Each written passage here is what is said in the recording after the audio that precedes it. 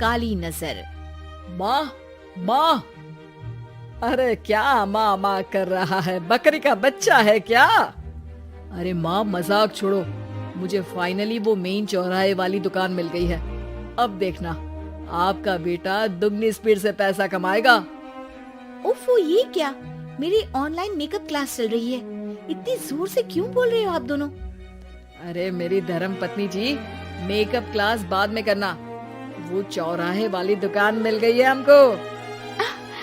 अरे वाह, रुको मैं अपनी माँ को फोन लगाकर बता देती हूँ।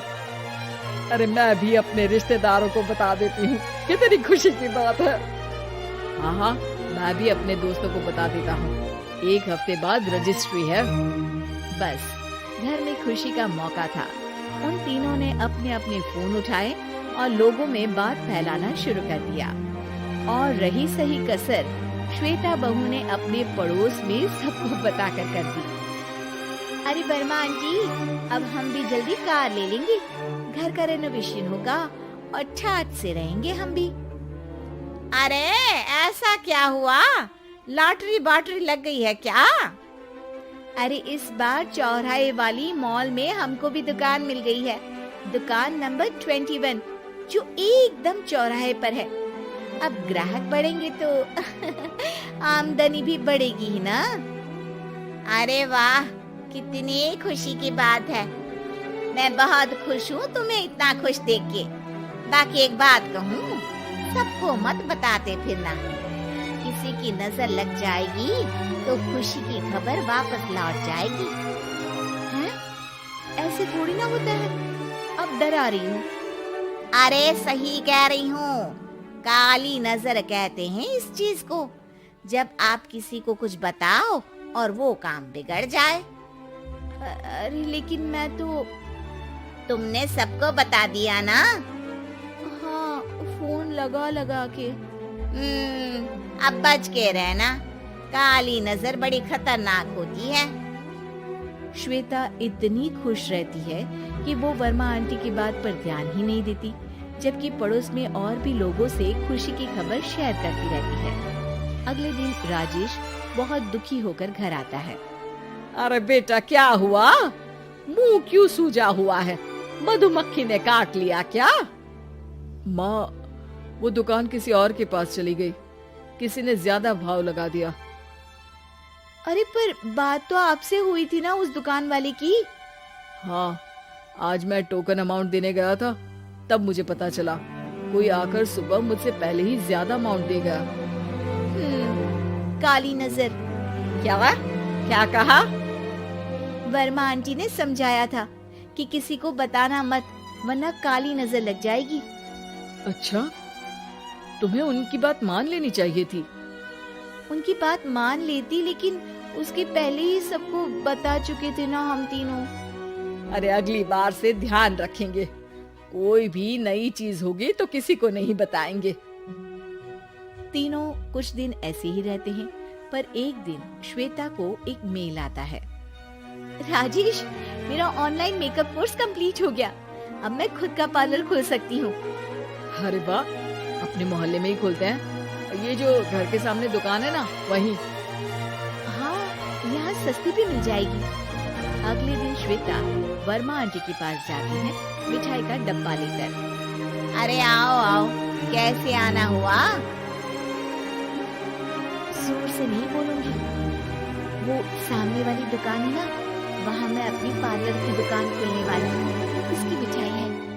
अरे वाह, बहुत बधाई हो तुमको।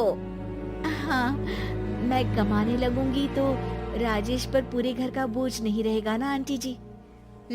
ये तो है। पर ये बता कि तूने ये बात किसी और को तो नहीं बताई ना? अरे नहीं नहीं, पिछली बार गलती कर दी थी। काली नजर लगी किसी की और राजेश के हाथ से वो दुकान चली गई थी। सबको मत बताना। चलो मैं चलती हूँ, कल दुकान की बात करने भी तो जाना है। अगले दिन श्वेता दुकान के लिए मालिक से बात करने जाती है। अरे लेकिन दुकान तो हम कल रात को ही किसी को दे चुके हैं। कल ही? हाँ, कल ही।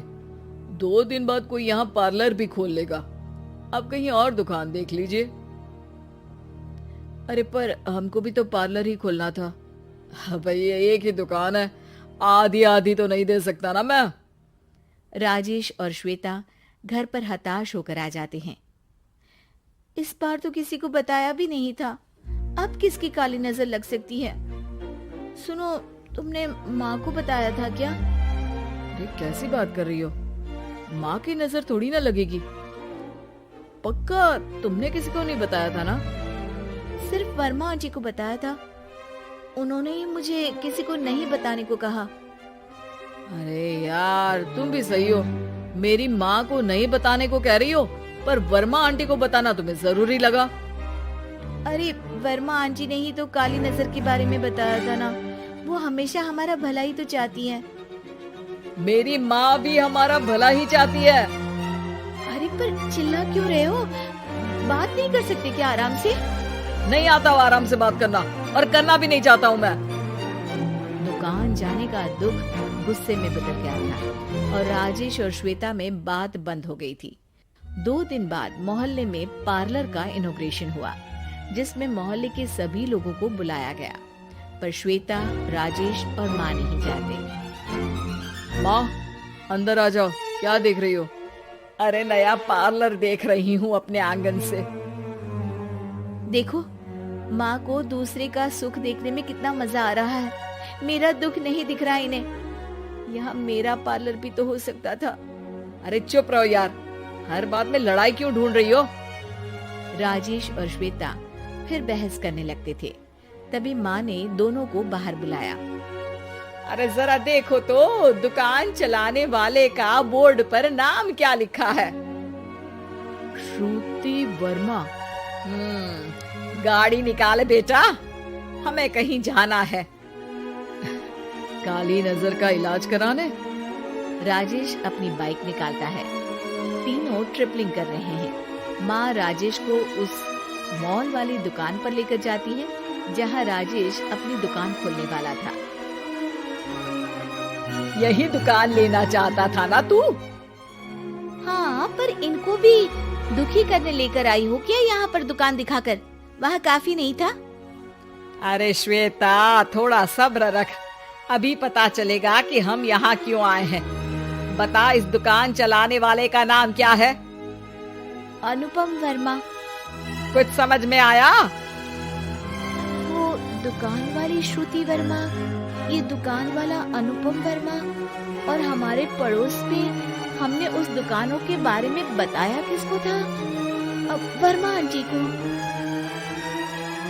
मतलब वर्मा आंटी ही हमारा काम बिगाड़ रही है? नहीं नहीं, ऐसा नहीं हो सकता, ये बस इत्तेफाक है।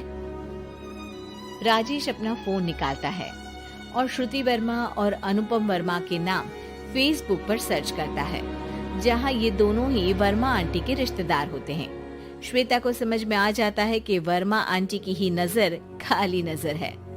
अब क्या करना है? कोई भी खुशी की खबर हो तो काली नजर से बचना है, यानी वर्मा आंटी से बचना है। अरे पर मुझे ये समझ में नहीं आया कि वो हमारे साथ ऐसा क्यों करेंगी। अरे बेटा, एक सीख है, दूर के आदमी को आपकी तरक्की से कम परेशानी होगी, पड़ोसी को ज्यादा। दोनों माँ की बात में हामी भरते हैं और अगला काम चुपचाप करने की कसम खाते हैं, ताकि आगे से वर्मा आंटी कोई काम ना बिगाड़ सके।